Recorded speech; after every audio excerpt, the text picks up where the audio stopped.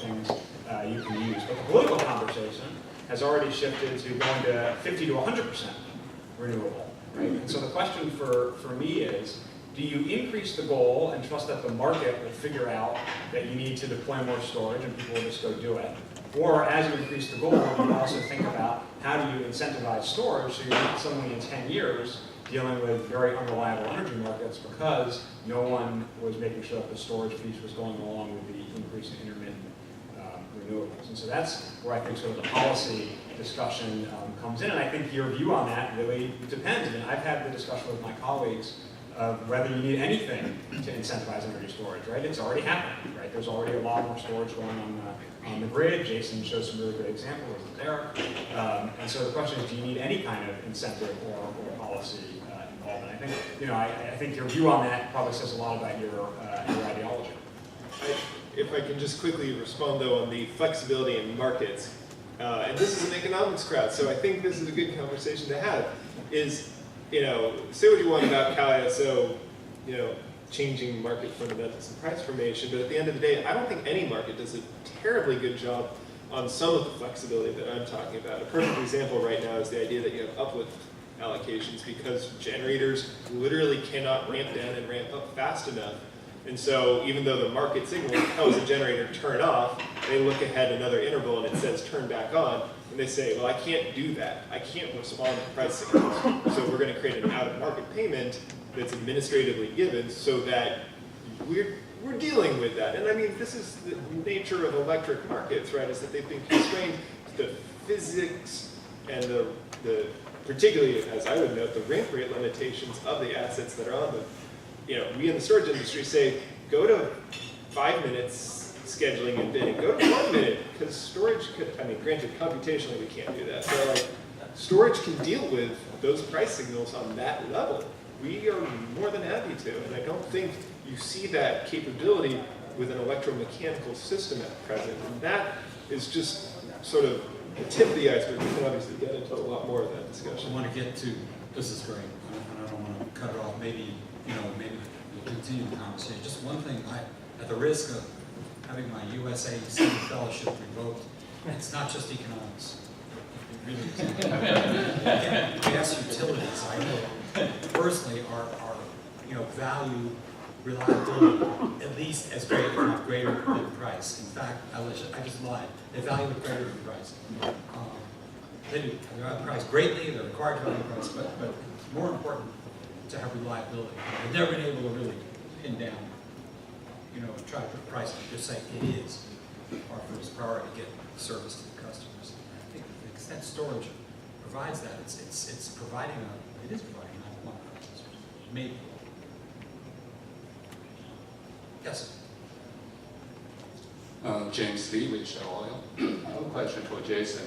In your chart, you showed the lithium-ion battery costs about $400 per kilowatt hour. On Monday, US EPA had a presentation which shows that plug-in vehicle battery cost is about $179 per kilowatt hour. I'm wondering what might be the difference between those two. Sure. So the key thing to understand is that battery packs versus installed costs of battery storage projects. When you look at battery packs, you're not dealing with all of the balance of systems and the thermal management systems, for example, the interconnection, the EPCs, the soft costs. And so the key thing to bear in mind here is from a battery pack standpoint, yeah, we're sub $200 a kilowatt hour at this point, and it's been that way for at least the last couple of years. But the difference is that the car is the balance of systems for a car battery. And so you could argue that if you included the balance of systems into the car battery cost, it's the car. Whereas for a grid battery storage, it's the container and all the different pieces that integrated into the grid. So with that, if I look at energy transition, which cost should be more appropriate to use? Is that the plug-in vehicle battery cost, or is the total package? It's, it comes up in a lot of areas, solar included. In terms of the economics of products versus the economics of commodities. To the extent the battery is a commodity, we'll look at the lower level, but it takes more than a commodity to put a product together. So, as a buyer, as a contractor, procurement officer, we've really got to look at the whole thing. Right. The one difference being, of course, that vehicles are increasingly going to be part of grid operations right now being used for more flexible demand. But, you know, there's, go back to everything comes to California conversation. There is now an effort to make sure that all the electric vehicle fleets in California are charging during the day, because that's curtailment avoidance for solar, which has real value. So it's sort of one of these questions where we're going to see what's traditionally been something that has not been a part of the grid conversation, the costs of vehicle batteries or vehicle usage, starts to become maybe a part of the demand flexibility conversation. So the question is a marginal cost issue or is a total cost issue? Here, yeah. When I look at the energy transition, is that total cost I should use? That's what I hear from here, or is it marginal cost given the incremental? I mean, batteries are mostly fixed cost assets, right? They don't cost much to run once you have them. So you would have to treat it the same way as you would treat a mostly fixed cost asset on the grid. Thank you. Hi everybody, Evan Sherwin from Carnegie Mellon University. So, as you guys have talked about, battery costs have fallen precipitously. And a lot of that has been due to the vehicle industry ramping up a certain chemistry of batteries, which is doing great things right now, but not necessarily that good at deep cycling. Alternative lithium-ion battery chemistries are better at deep cycling, which is what you really want to do in grid applications. And then other battery chemistries that are not lithium-ion, of course, can do very good things also. So what are your thoughts, given that we're already so far down the learning curve for this type of lithium-ion batteries, on what the future might hold and what research and development priorities might be and deployment priorities for different types of batteries with different characteristics? Sure. I mean, so first thing is that this is a really exciting place to be if you are a technologist. No, I mean, I'm dead serious. Starting about just under 10 years ago, an enormous amount of public investment went into energy storage R&D. Combined with the fact that things like California and the PJM market deployments, suddenly there was also, a few years after that, a market opportunity that folks saw for the first time in a real way. You combine those threads, and there's an enormous amount of sort of stuff in the innovation pipeline coming down into commercialization and deployment.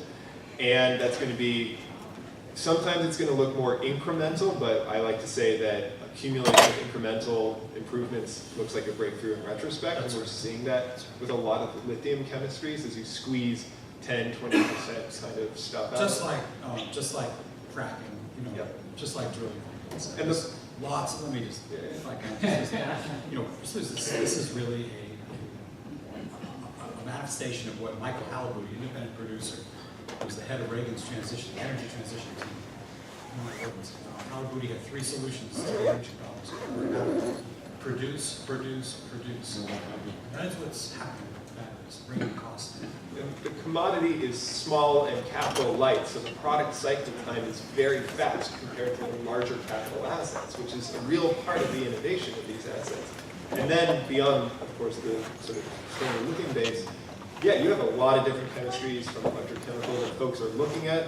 And yeah, I think folks just saw the ARPA-E announcement for like particularly longer duration technologies that are in prototyping. We're talking about 100-hour type storage.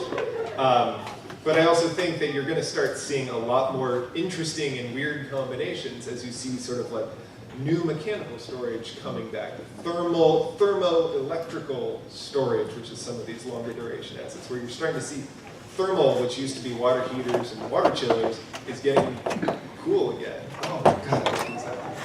It's something where people realize that thermal mass is actually not a bad thing to use when you're looking at storage, and that it can be combined with an electrochemical system in really interesting ways.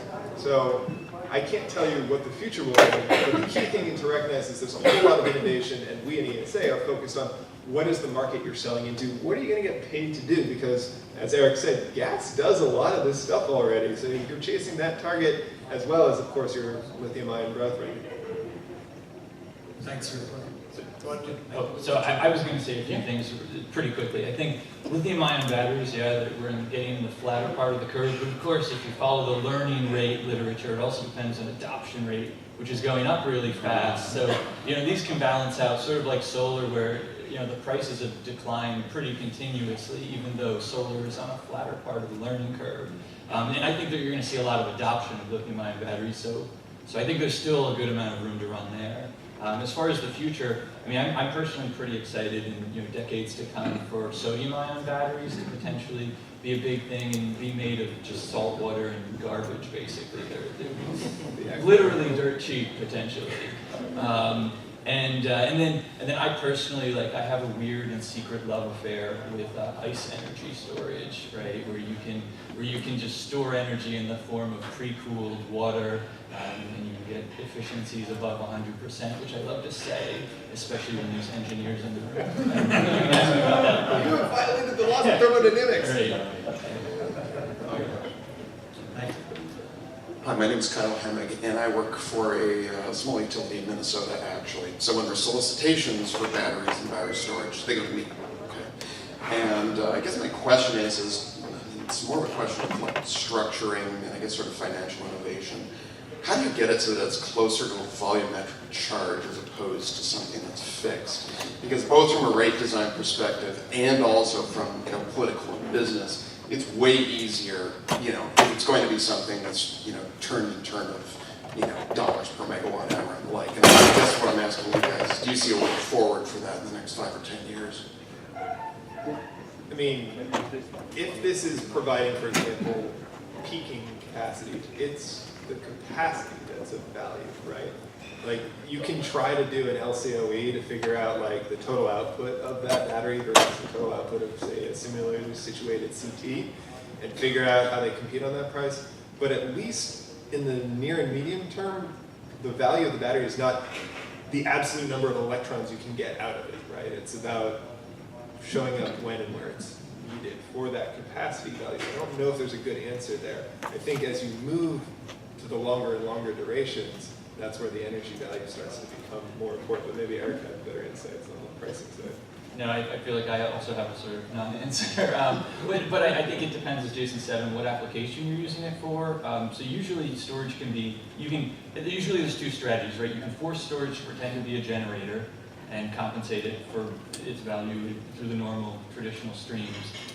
Or some entities go and say, look, storage is this unique asset that's kind of different, and we're going to work up an overall benefit cost analysis for it and compare that to whatever the alternatives are. And usually people just choose one of those two strategies. But right. I mean, that's a lot of the issue is just if you're in a centralized market in ISO, RTO, I mean, there's a little less need for some of that because you're dropping wind into a big pool, right? Somebody else can use it rather than you. But what Minnesota does, and even though it's in that centralized market, is it also has integrated resource planning requirements, right? And so the utilities there have to do a 10 to 20 year look ahead modeling of their portfolio and their expected load and figure out what makes sense. And that's certainly something where we think there's a lot of room for improvement. None of the Minnesota utilities to date have included storage in their integrated resource planning. John Valentine, Brandeis University. I want to ask sort of two related questions. One is money, and the other is regulation, and particularly, my friends and colleagues at MIT, and I forget how many ventures have come out of batteries. 24M is the one that I know best. They have had to go overseas to Thailand to get their $100 million of money in funding. Venture funding, as you know, is short-term, and these battery ventures, and there are 3 or 4 that have kind of come out of MIT, and we're talking longer duration, 8, 10, 12, 24 hours. So we had that funding gap, that's a big gap, and then the other one is modernizing the grid. And Brattle Group is incredibly bullish about electricity, but they will point out the regulatory structure is not built properly. There are all kinds of handicaps on a regional basis to modernize the grid, and where it's going to be done will be in China. They don't have the same regulatory structure, so this is a big set of deals, and to modernize the grid is also a lot of money, and then how do you figure out how to build it into a rate structure? So those two questions are related. The front end to develop new technologies, and then to get the grid right. And you can't, of course, can you? And we're talking lots of money, not just a little bit. Speaking, gas industry, what happened in Massachusetts, they really need to know this. Right.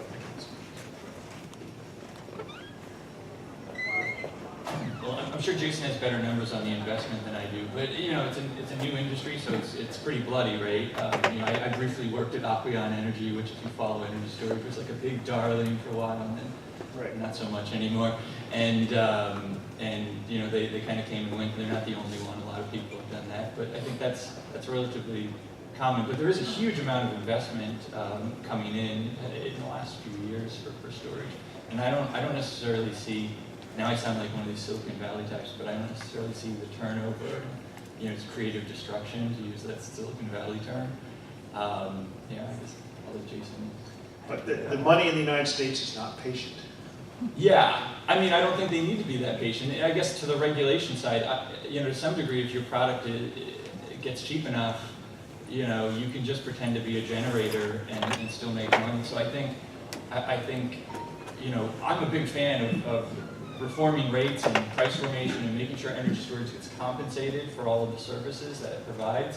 I think it's absolutely critical, and we need to push on that. As you pointed out, that's really hard to do. But to some degree, the falling prices of energy storage will just move that aside a bit and just cause a lot of adoption even without or before that happens. Just on the note of public investments, you know, DOE's energy storage R&D account is just got agreed to a conference at $46 million for FY19, and you know, it's been going up, but you know, from a public investment standpoint, you're looking at that from Office of Electricity, obviously Office of Science, who's doing some more of the basic science of the Joint Center on Energy Storage Research at Argonne, the other labs are doing this work, but altogether you have a modest amount of public investment relative to the magnitude of the value folks see on the grid. So that's one thing where I think there's a recognition potentially happening right now on policymaking circles federally that, oh, maybe this actually deserves a bit more attention from a public investment standpoint. The other issue, though, for patient capital, this is a problem for anyone who's in energy technology, period. Like, this is not new for storage. I think the question that makes it particularly challenging for storage is, what are you going to get paid to do? Because at the end of the day, making new solar, you get paid for electrons. Making new wind, you get paid for electrons. Making new LEDs, you get paid for using less electrons. What do you get paid for storage? Again, back to this question of, you know, gas is doing a lot of this stuff, particularly the longer duration stuff that you're doing. So unless you have a premium from a policy standpoint, such as like a carbon price that makes using fuels is not desirable, you need to figure out what's that market framework and construct that you're going to sell into. The whole reason why people are even focused on battery R&D to begin with is because there's now market opportunities in these, you know, sort of flexible capacity and in short-term grid services. Let me say really briefly, you know, a few minutes ago, Jason talked about 10 years ago there was a big change, a lot of exciting things happened. Well, part of that was actually money from the stimulus. I mean, I feel like the anti-economist in the room.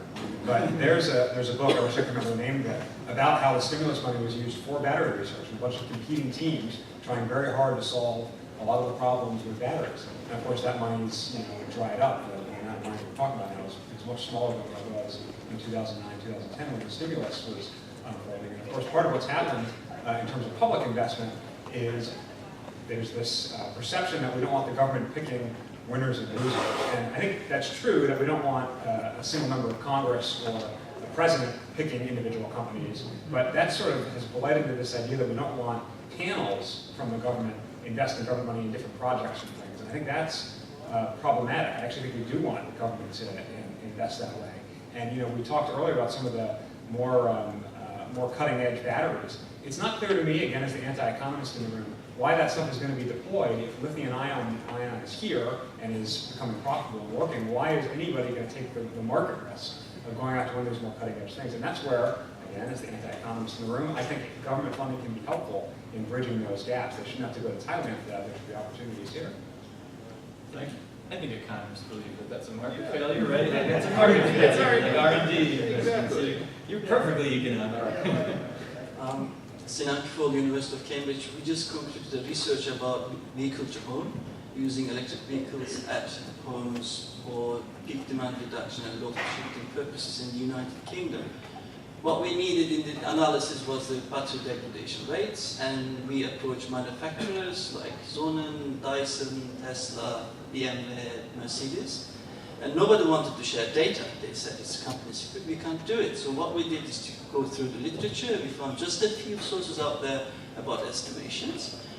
So 0, low, medium, and high degradation rates, we used those. At the end of the calculation, we found more than 100% difference between the savings according to low degradation rate and the savings according to high degradation rate. So I'm an engineer, so if I'm going to do modeling with an error rate of 100%, I should just commit suicide. So you keep going.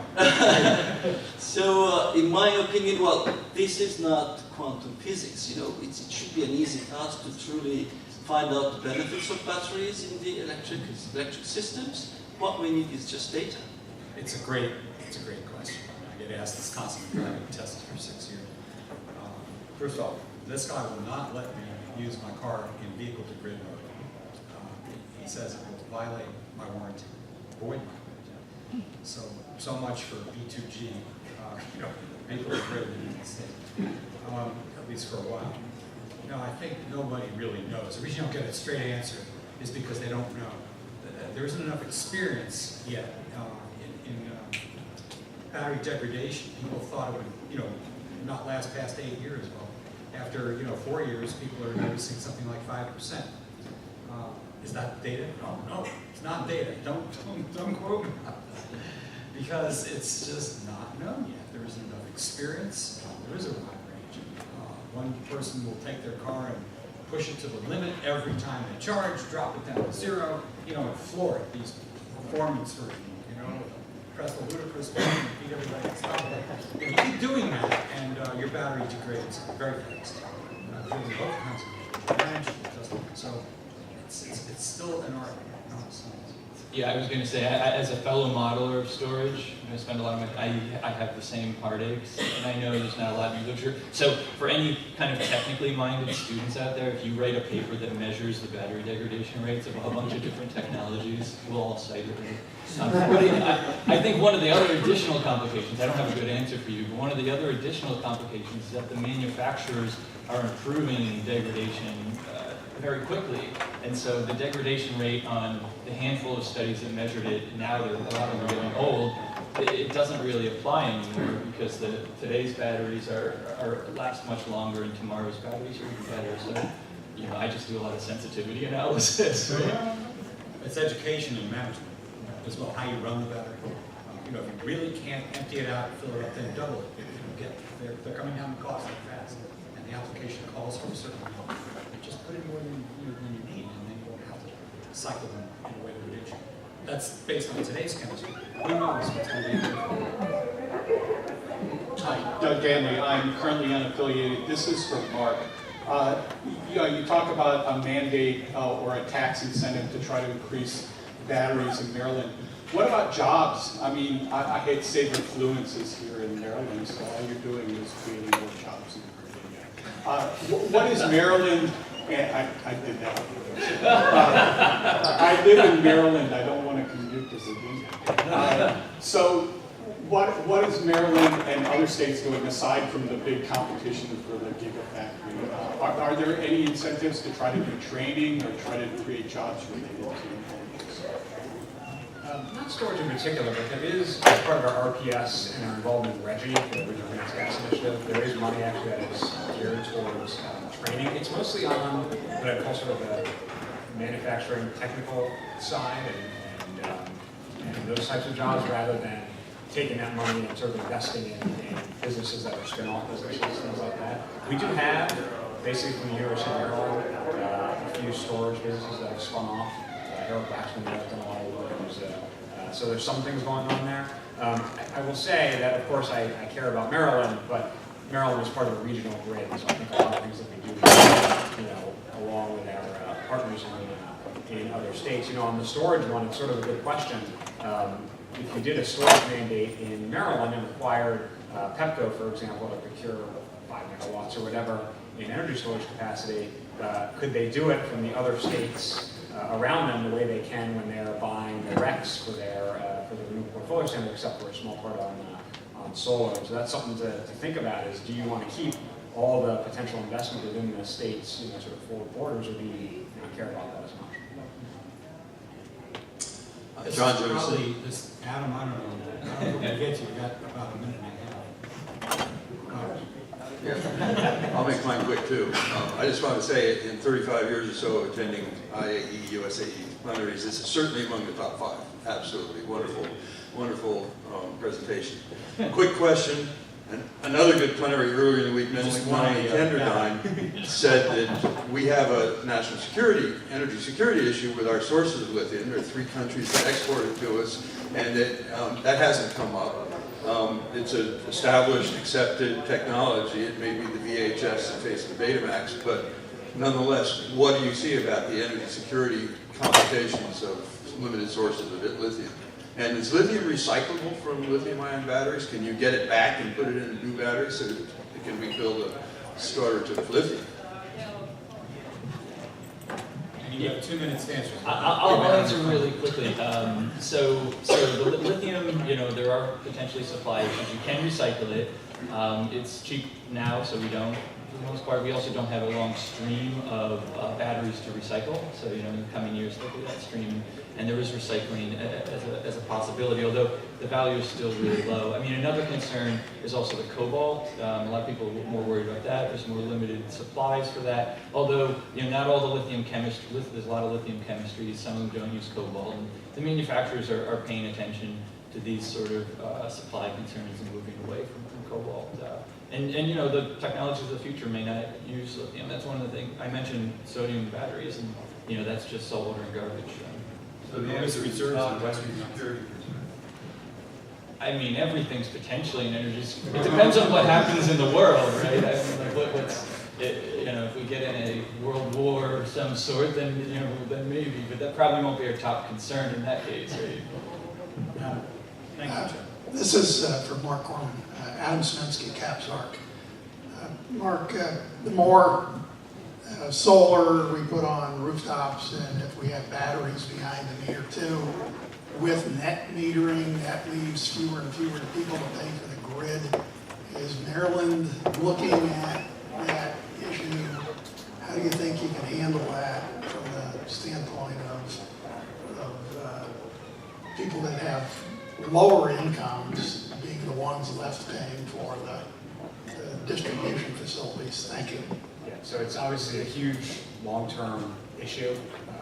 And frankly, when I talk to utilities, I sort of liken it to the telephone company, right? And AT&T or other landline providers used to make a lot of money from payphones.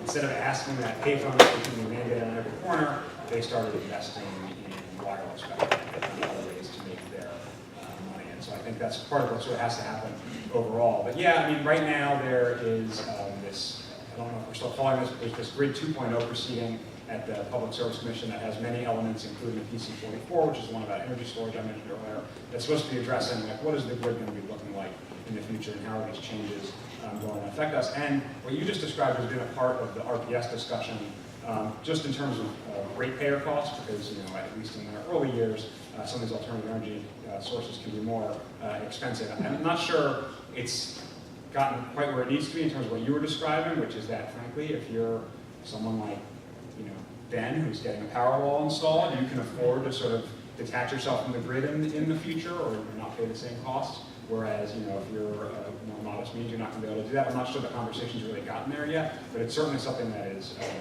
been spoken about. I'm just not sure anyone's figured out, how you deal with the problem yet. People, let us thank our